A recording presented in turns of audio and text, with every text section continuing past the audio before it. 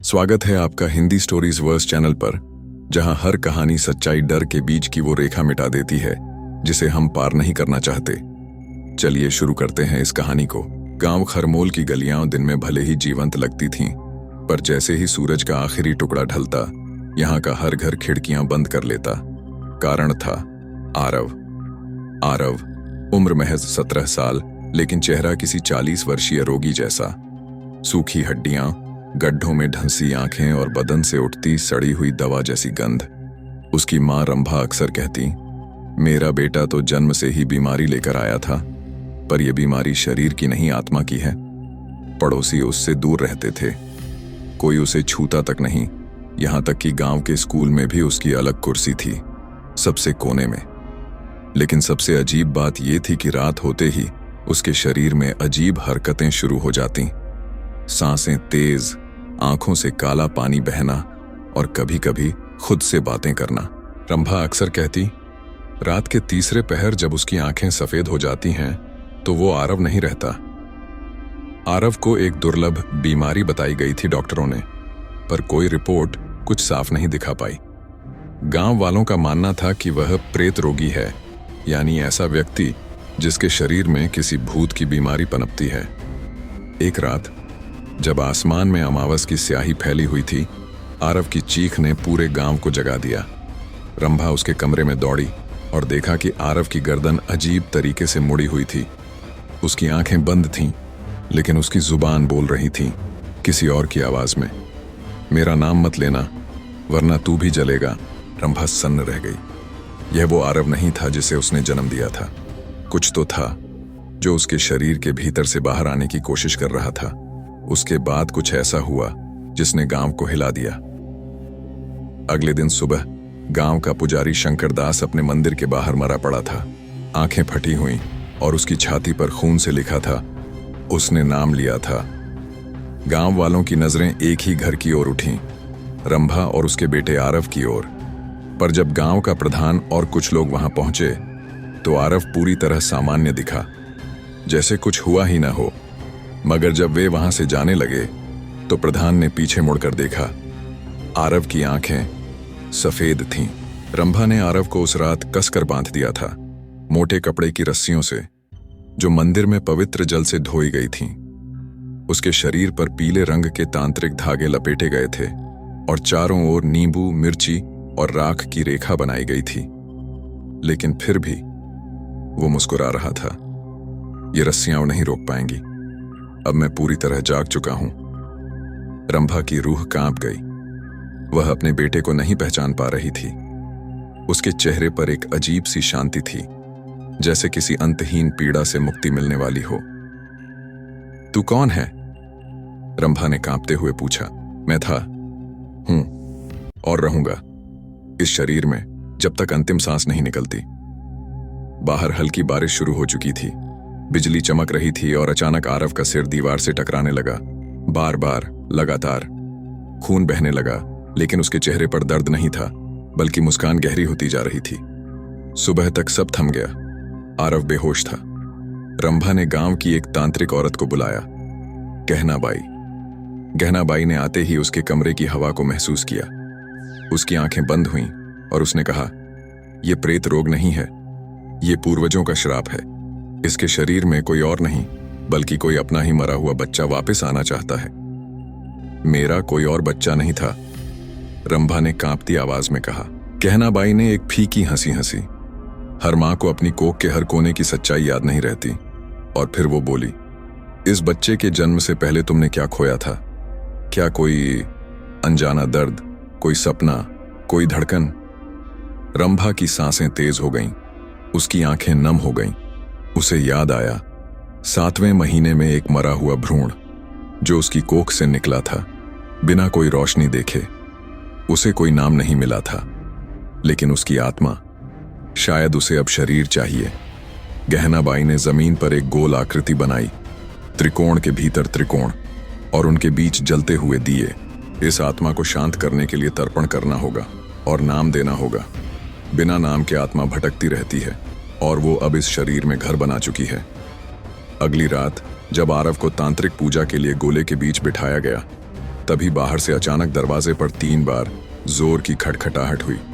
थक थक थक, और फिर एक आवाज गूंजी, मां, मेरा नाम ले लो। गहनाबाई का चेहरा पीला पड़ गया। अब समय खत्म हो रहा है। अगर तूने उसका नाम नहीं लिया तो वो आरव का शरीर फाड़कर बाहर निकलेगा। रंभा ने कांपती जुबान से कहा, अर्जुन।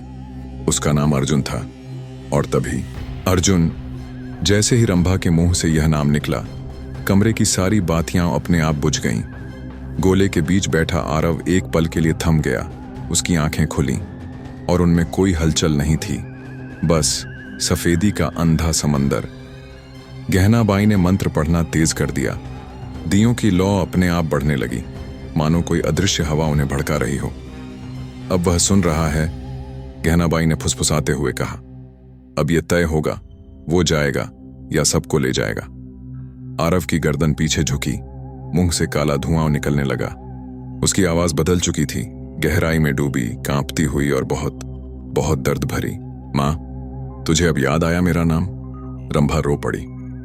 मुझे माफ कर दे अर्जुन, मुझे नहीं पता था कि तू लौटेगा इस रूप में। मैं लौट नहीं रहा, मैं यहीं था, हर सांस में, हर दर्द में, हर उस रात में जब तूने मुझे दफन कर दिया, बिना संस्कार के, बिना नाम के। गहनाबाई ने जोर से ताली मारी। मंत्रों की आवाज और तेज हुई। कमरे की दीवारों पर काले हाथों की छायाएं उभरने लगीं, मानो आत्माएं भी सुन रही थीं। तुझे मुक्ति चाहिए तो मां की माफी कबूल कर और इस शरीर से बाहर आ, गहनाबाई चिल्लाई, वरना ये आग तुझे जला डालेगी और जो शरीर तूने लिया है वो भी राख बन जाएगा।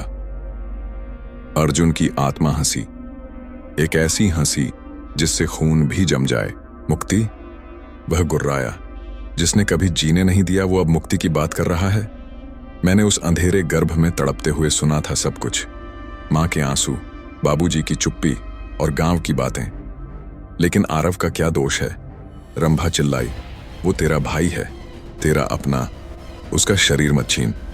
अचानक आरव का शरीर हवा में उठने लगा, उसकी आंखों से खून गिरने लगा, दिए एक एक करके फटने लगे।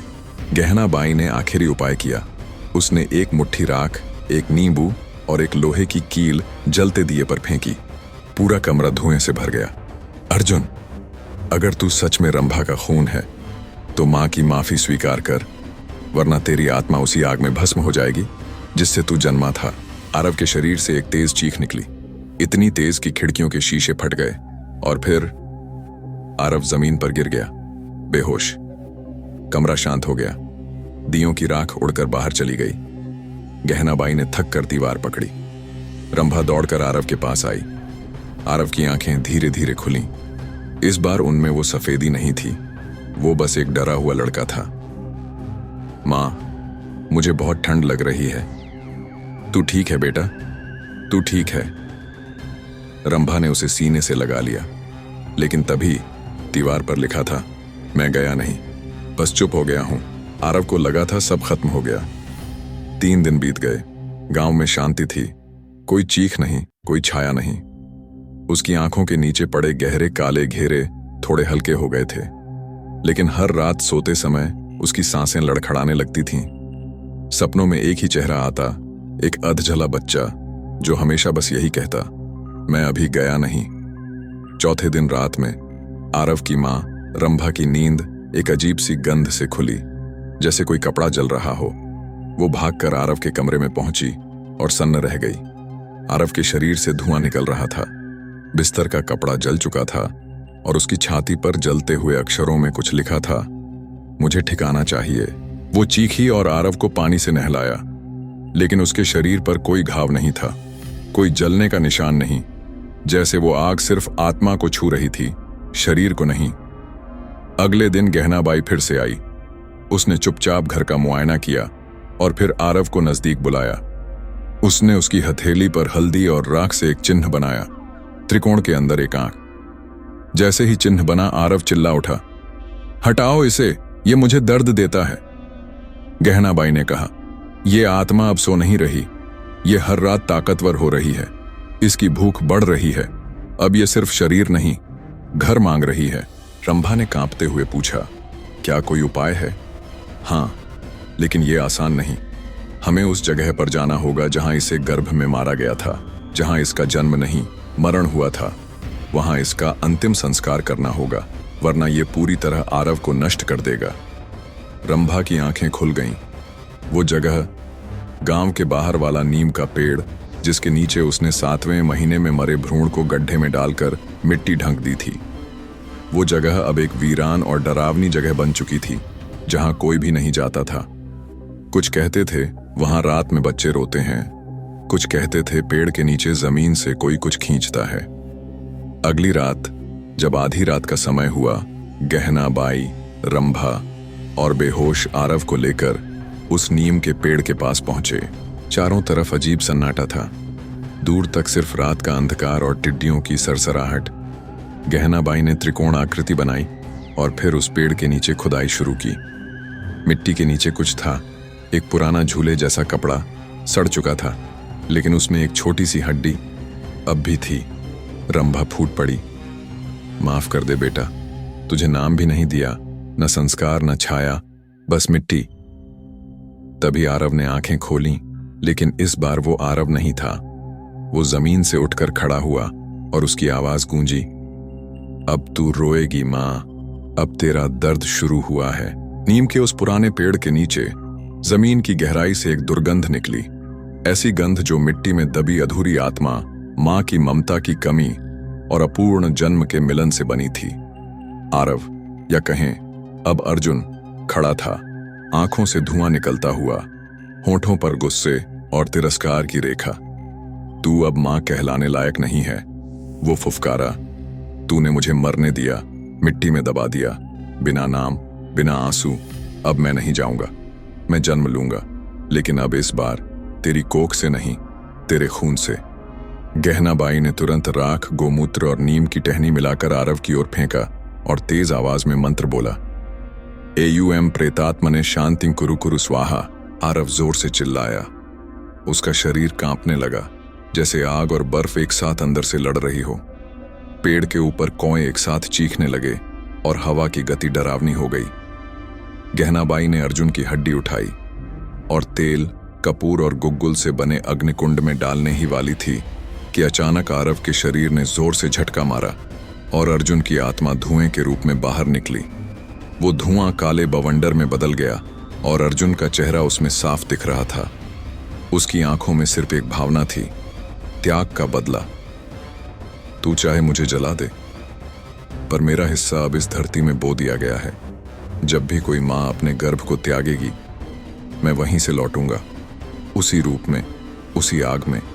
और तब कोई तांत्रिक, कोई राख, कोई मां मुझे नहीं रोक पाएगी। गहनाबाई जोर से चिल्लाई, अभी नहीं अर्जुन, तेरा समय अब भी अधूरा है। और जैसे ही वह हड्डी अग्नि में डाली गई, एक जोरदार धमाका हुआ। धुआं हवा में विलीन हो गया, नीम के पेड़ की शाखाएं झुक गईं और एक भयानक सन्नाटा छा गया। आरव जमीन पर गिर पड़ा, बेहोश। गहनाबाई और रंभा भागी और उसे उठाकर घर ले आईं। अगली सुबह आरव धीरे धीरे जागा। उसकी सांसें सामान्य थीं, धड़कन ठीक थी। उसने पहली बार बिना कांपे अपनी मां को देखा और कहा, मां, अब कुछ हल्का सा लगता है, जैसे सिर में कोई बोझ उतर गया हो। रंभा फूट फूट कर रो पड़ी, लेकिन उसी क्षण एक कौवा उनकी खिड़की पर आकर बैठा और जोर से कांव कांव करने लगा। रंभा कांप गई, क्योंकि खिड़की के पास पड़ी दीवार पर राख में फिर वही शब्द उभर आए थे, मैं गया नहीं, बस बोया गया हूं। गांव खरमोल अब धीरे धीरे सामान्य होने लगा था। लोग मंदिर आने लगे, बच्चों की हंसी सुनाई देने लगी। आरव अब हर रोज स्कूल जा रहा था, हल्का सा मुस्कुराता हुआ, बिना किसी सफेदी या अजीब हरकत के। पर गहना बाई जानती थी, ये अंत नहीं, ये थोड़ा विराम है। एक शाम गहना बाई नदी के किनारे बैठी थी, जब उसके पास एक औरत दौड़ती हुई आई। उसकी आंखें डरी हुई, पसीने से लथपथ। मेरी देवरानी की बहू 3 महीने की गर्भवती थी, बच्चा मर गया, लेकिन हर रात वो कहती है कोई उसकी कोख में वापस आने की कोशिश कर रहा है, और उस आत्मा का नाम अर्जुन। वो खुद नहीं जानती, फिर भी बार बार वही नाम बोलती है। गहनाबाई की आंखें ठंडी हो गईं। शुरू हो गया, उसने बुदबुदाया। उधर आरव को रात में एक सपना आया। वह खेत में चल रहा था। सब सूखा पड़ा था। अचानक जमीन में दरार पड़ी और उसमें से एक जलती हुई हथेली बाहर निकली। हथेली ने उसका पैर पकड़ लिया। एक आवाज आई, तेरे पैरों ने जिस जमीन पर मेरी लाश बोई थी उसी से अब मैं उगूंगा। आरव जाग गया, पसीने में भीगा हुआ।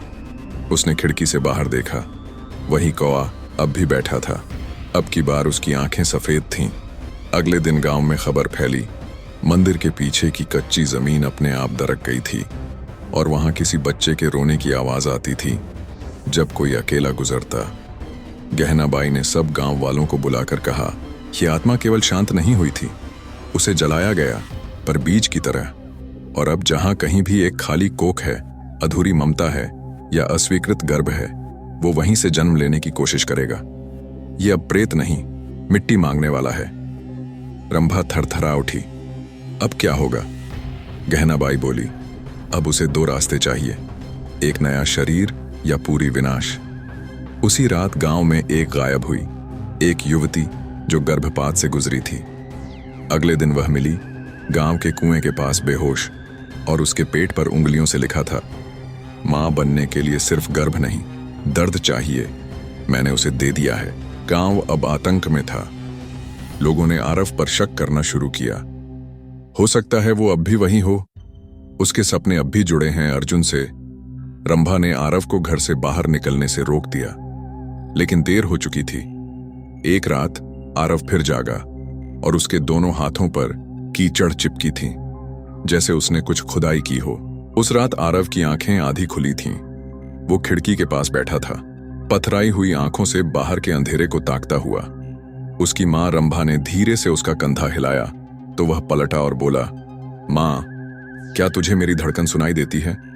रंभा चौंकी। क्या मतलब बेटा? अगर दिल धड़क रहा है तो क्या वो मेरा है या उसका?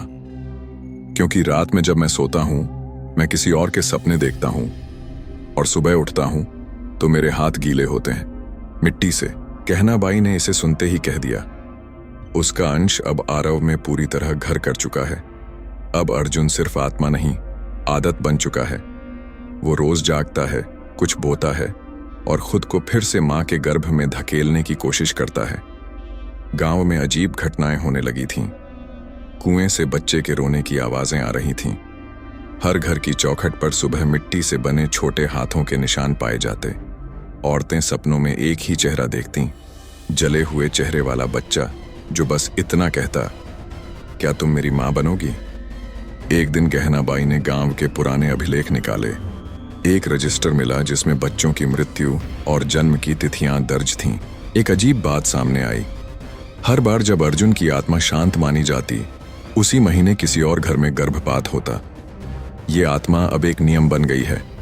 गहनाबाई बोली, हर पीढ़ी में एक त्यागा गया बच्चा, उसे अर्जुन नाम के नीचे जोड़ दिया जाता है। ये अब शाप नहीं, एक परंपरा बन गई है। अब बस एक ही उपाय था, जहां वो मरा था वहां उसका जन्म करवाना। मतलब उस जमीन पर एक खाली मिट्टी का पुतला बनाया जाए जो शरीर का प्रतीक बने, और उसी में अर्जुन को बंद कर दिया जाए। लेकिन इसके लिए चाहिए था गर्भवती स्त्री की पहली सांस, जली राख और खुद आरव की रक्त बूंद। रंभा ने कांपते हुए पूछा, अगर ये सब हो गया तो क्या अर्जुन उस पुतले में फंस जाएगा? गहनाबाई बोली, हाँ, लेकिन उसकी आत्मा चुपचाप नहीं जाएगी। उसे मां चाहिए, कोई भी, जिंदा या मुर्दा। आरव ने अपनी हथेली काटी, बूंदें पुतले पर टपकी। एक गर्भवती औरत की सांस ली गई और जली हुई राख से पुतले को ढंका गया। पुतला अचानक हिलने लगा और फिर आंखें खुली, सफेद, जलती हुई, गहरी। अर्जुन की आत्मा चिल्लाई, तू मुझे फिर से अधूरा छोड़ रही है मां। मैं वापस आऊंगा, हर मां को देखूंगा, हर कोख को आजमाऊंगा। गहनाबाई ने मंत्र पढ़कर त्रिकोण आकृति को आग लगा दी। पुतला धीरे धीरे राख में बदल गया। आवाजें गूंजती रहीं, फिर थम गईं। अगली सुबह गांव में पहली बार कोई सपना नहीं आया।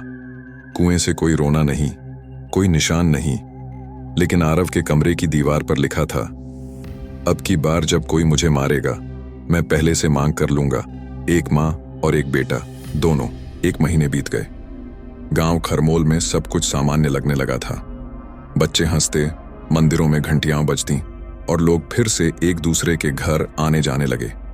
रंभा और आरव अब शहर जाने की तैयारी में थे, एक नई शुरुआत के लिए। लेकिन गहनाबाई अब भी चुप थी। वो रोज मंदिर जाती, मिट्टी को सूंघती और नीम की पत्तियां जलाकर हवा में मिलाती।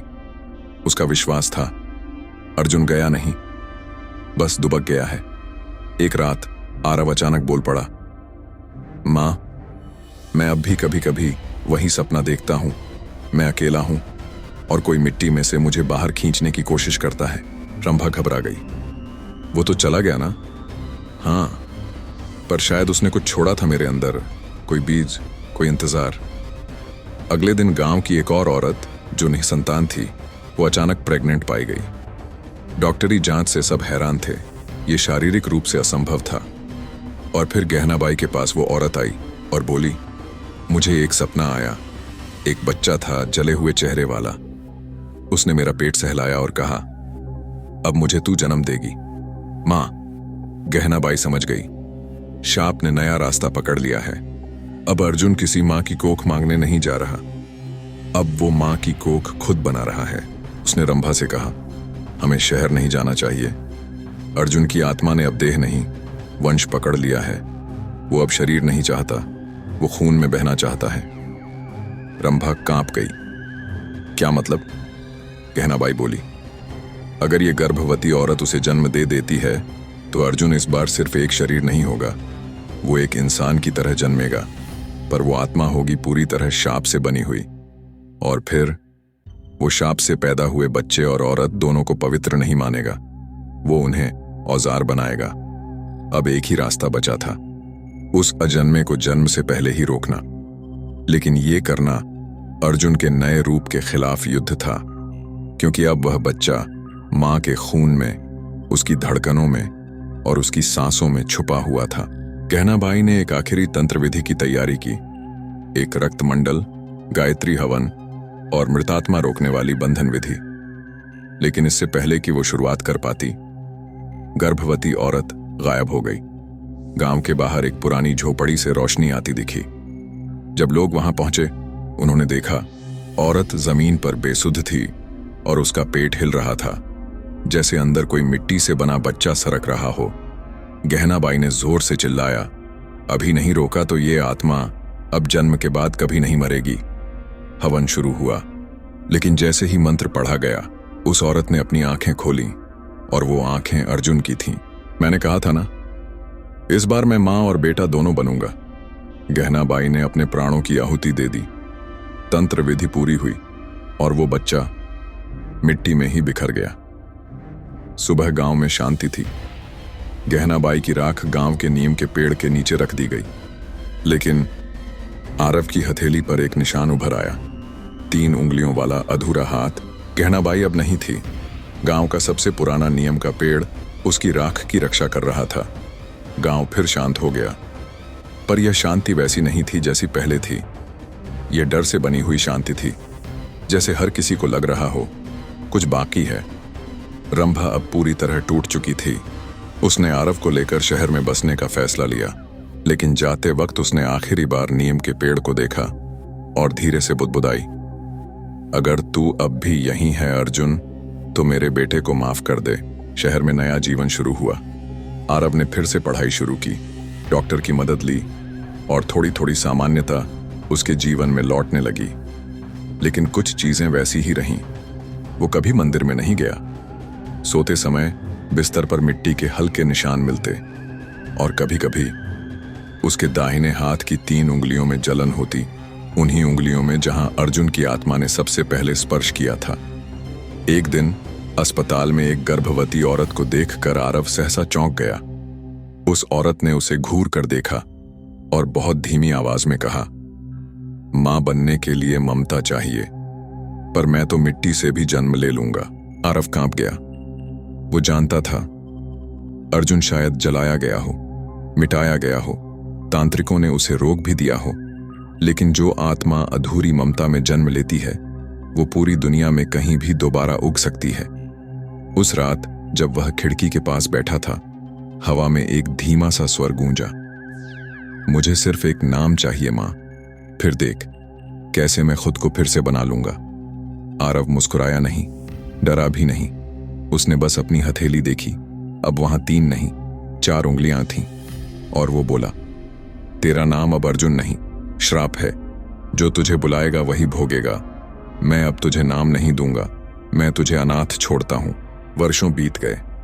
गांव खरमोल अब इतिहास की किताबों में दर्ज हो चुका था। भारत का वो गांव जहां आत्माओं की ममता पली थी। आरव अब बड़ा हो चुका था, एक शांत, संकोची लेकिन बेहद गंभीर लड़का जो डॉक्टर बन गया था। उसने एक खास विषय चुना, post natal psychological trauma in motherless children, यानी ऐसे बच्चों की मानसिक स्थिति जिन्हें जन्म से पहले या बाद में मां से जुड़ाव न मिला हो। कोई नहीं जानता था कि इस विषय को चुनने के पीछे क्या दर्द था। शहर के अस्पताल में जब भी कोई गर्भपात का केस आता, आरव सबसे पहले वहां जाता।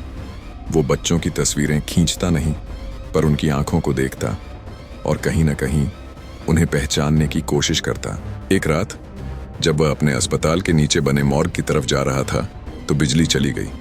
वहां अंधेरा था, ठंड थी और किसी ने उसका नाम लिया, आरव। उसने मुड़कर देखा, एक कोने में खड़ी एक महिला जिसके पेट पर खून बह रहा था। उसने कहा, मुझे नहीं चाहिए कोई औलाद। जो गर्भ में आया था वह मेरा नहीं था, मुझे माफ कर दो। आरव पास गया। उसके पैर अपने आप उस महिला की ओर बढ़े और जब वह पहुंचा तो पाया कि वहां कोई नहीं था। सिर्फ दीवार पर लिखा था, जो मां नहीं बनना चाहती वही मेरा अगला जन्म होगा। अगली सुबह एक गर्भवती औरत अस्पताल में लाई गई। उसका कहना था उसने बच्चा गिरा दिया था 2 हफ्ते पहले, लेकिन आज पेट में फिर से हरकत हुई और सोनोग्राफी में एक साया दिखाई दिया, इंसान जैसा पर पूरी तरह हड्डियों से बना हुआ। डॉक्टर कुछ नहीं समझ पाए, लेकिन आरव समझ गया था। उस रात जब वो अकेला घर लौटा तो उसने एक चिट्ठी लिखी, अपने लिए, अपनी मां रंभा के लिए और शायद उस अधूरी आत्मा के लिए भी। मैं अब डरता नहीं अर्जुन। तुझे नाम चाहिए था, वो नहीं मिला। तुझे मां चाहिए थी, वो नहीं मिली। पर अब मैं तुझे पहचानता हूं। तू एक आत्मा नहीं, तू हर उस आहट का रूप है जहां कोख सूनी रही पर आवाजें आईं। तू अब कोई चेहरा नहीं, तू एक खाली गोद है जो हंसी से नहीं, चीख से भरनी चाहती है। अगर तुझे जन्म चाहिए तो मैं तुझसे पहले मर जाऊंगा और तुझे फिर कोई न बुलाएगा। उस रात आखिरी बार आरव की हथेली जलती रही। 3 नहीं, 4 नहीं, 5 अंगुलियों के जले निशान उभरे, पर सुबह तक वो गायब थे। सिर्फ एक शब्द तकिया पर लिखा मिला, तू बच गया, पर अगली मां नहीं बचेगी। अगर आपको ये कहानी दिलचस्प लगी, डरावनी लगी या कुछ नया महसूस हुआ हो तो चैनल को सब्सक्राइब करें। धन्यवाद आपका। फिर मिलेंगे एक नई कहानी के साथ।